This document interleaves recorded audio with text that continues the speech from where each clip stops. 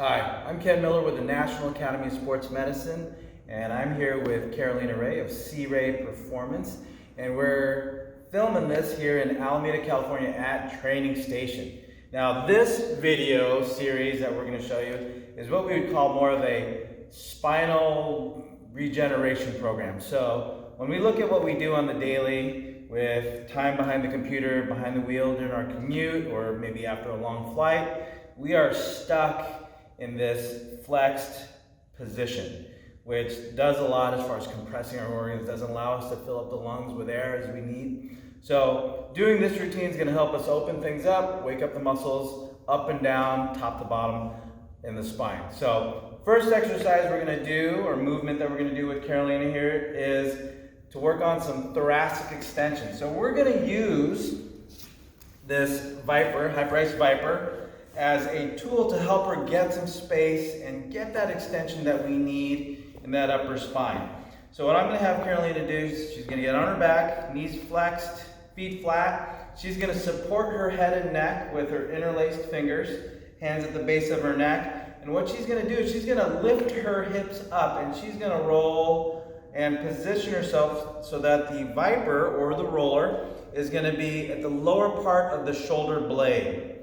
So in this variation, she's going to hold her hips up. That way we get a little bit of tension in the hips and the glutes. She's going to keep her lumbopelvic hip complex nice and neutral, and everything on the north side, so basically from the roller on up to her head, she is going to go ahead and sink into this extended position towards the ground. So one thing I will caution, that if it's in colder weather, you have hoodie, or if you have longer hair, you just want to make sure that you clear all of that as you start rolling up and down.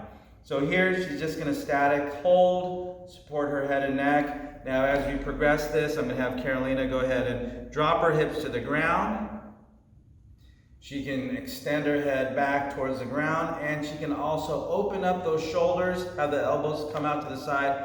That way she gets a little bit more of a pec stretch. Now the important thing here, again, is to watch out for that lumbopelvic hip complex. So one of the things that can happen with these people that you put into this position and they're not used to it is this rib can flare up. So show me a little bit of a low back arch.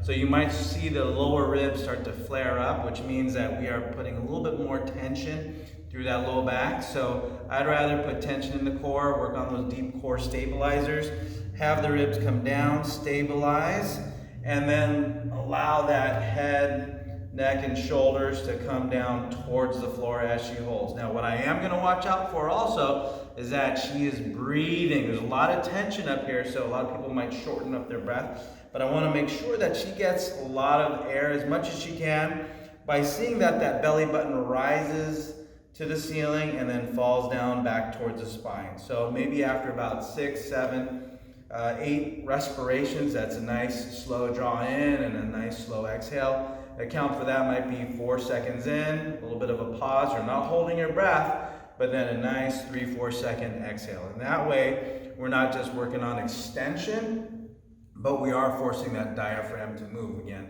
the diaphragm is important because it helps you draw air into the lungs. All right, perfect. So we'll go ahead and have her slowly come out of that. Right, it's a much needed stretch, I'm sure, looking at her face and a big smile. Now the next thing we want to do here is what we would call an upper spinal twist. I know we've done a video on this already, but we're going to use this more as an active, maybe even a dynamic flexibility routine. So she's going to anchor her hips. So you'll see here that her hips are stacked. Top leg perfectly stacked on the bottom, 90 degrees at the knees and the hips. And she's going to open up through the shoulders, and she's going to come down towards the ground. Now, as she opens up, that arm is only going to go as far as her spine or her shoulders will allow. Okay, so it's not about the hands coming to the floor. It is about getting that rotation through that upper spine. Again, keeping everything stacked. Again, someone who's tighter across that midsection, they might want to open up. They might want to have the hips rotate back. That knee might want to flare up. And as she goes through this, again, sometimes their elbows will want to bend. She's doing a great job keeping that elbow straight. So she's letting the shoulder blade come down towards the ground and extending right through there. So 10, 12 repetitions on the right side, 10, 12 repetitions on the left, and you should be good. All right, we'll let her finish this off. Comes back to the center. Now the next thing we're gonna do is just do a little simple rotational hip rock. So arms are gonna be out to the side. Now this is gonna be nice and stable, just like the hips were in that first rotational exercise. Now we're just gonna flip the switch a little bit. So she's gonna keep the shoulders both on the ground nice and flat, and she's gonna rock right to left as far as she can while still keeping that opposite shoulder on the ground. So just a gentle rocking. And you'll notice here that as she rocks through the hips and that low back, she's keeping her feet and legs together. So as she rocks to one side, this top leg is going to ride on that bottom leg. So 10 to 12 reps each side. So one right, one left equals 1. So about 10 of those. So you'll notice her tempo here is nice and controlled. She's not going too fast. Everything's nice and deliberate. So and again, emphasis isn't just with the hips, but it's through overall rotation from hips to the upper spine. Now the next thing we're going to do is it's going to mean changing position. So we're going to change the demand on the spine. So here we're going to go ahead and do what we call an anterior posterior cat and cow. Now where I learned this was from my buddy Anthony Carey with Function First out of San Diego, California. But what we're going to do here is now we're going to open up that spine a little bit by offering a little bit of a counter rotation. So we're going to facilitate that by Carolina's left hand, left knee being closer to each other, and the right hand, right knee are going to be a little bit more spread out. Now what we're going to do is have her shift her weight forward and back. And you can see that that's forcing her as she comes back. She's going to rotate one way, and as she rotates forward, or she scoots her chest, her head forward, she's going to rotate the other way. So that's going to facilitate some rotational or counter rotation between the upper spine as well as the lower spine. So we'll get about 10 repetitions there, and then we can alternate it and do 10 repetitions the other way. So right here, to give you a little bit different angle, you'll see that that left hip drops as she comes forward, and that left hip rises as she comes back. Great job. So I am noticing spine is rotating and twisting as she moves forward and moves back. So again, I'm telling my clients, imagine that your torso is in a giant tube and you can only move forward and back. So I want to minimize lateral motion as much as possible. All right, now we're going to even out the hands and the knees. So hands under shoulders, knees under hips to start. Now I'm going to keep her hands right where they are, but she's going to sit back, hips to heels, and she's going to do a reach and pull.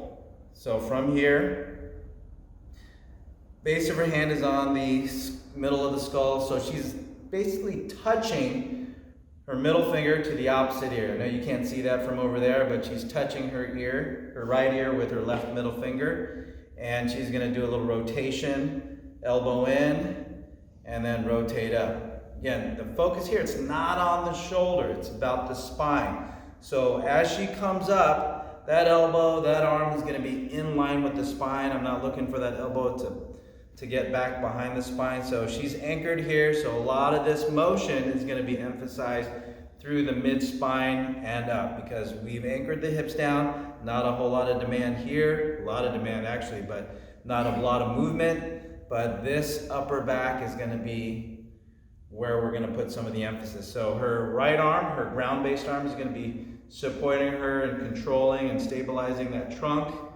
as she rotates up and back. Perfect. Now the last move we're going to do here is our traditional, as far as yoga goes, traditional cat and cow. So hands under shoulders, knees under hips, and we are going to start off with a nice flex position at the spine. By that, what we're going to do is we're going to round that spine up as much as you can. That forehead's going to come down. She's going to tuck her pelvis under. She's going to raise up. Her shoulder blades are going to spread apart. And then she's going to go the opposite direction. She's going to drop her chest, and she's going to extend. She's going to get as much tilt as she can through the hips. Eyes are up, head are up, like she's trying to look behind her. And then she's going to go and into the opposite position. So she's going to go flexion, extension, all the way up from the top of the head to the bottom of the pelvis, and then down. And again, we want the shoulder blades to slide in, right there, dropping the chest. We might get a little bit of a chest stretch. You may not feel it like a traditional pec stretch, but we are offering some length to the front. And one more up. And you'll notice that she is getting a little bit better with each repetition. So up, and then one more down. And perfect, good job. So when it comes to this routine, we're hitting the spine from top to bottom. We're rotating, we're flexing, and extending. So to put this series together, we're gonna hit you in every which way possible. How you feeling? Great. Awesome. So do this on an off day. You can again use this as a cool down. So you've done your workout, and then you're looking for a way to reestablish balance between top, bottom, right, and left. Great finisher routine for you to end off your workout. You can do this as a workout routine on its own. So if you've been sitting around, want to wake up the spine a little bit, do that. But also if you've been sitting around behind the computer, got off a long flight, something else you can do to wake yourself up. So try this out. Hope you like it. Actually, I know you'll like it. So let us know how much you like it. So take care. Be well.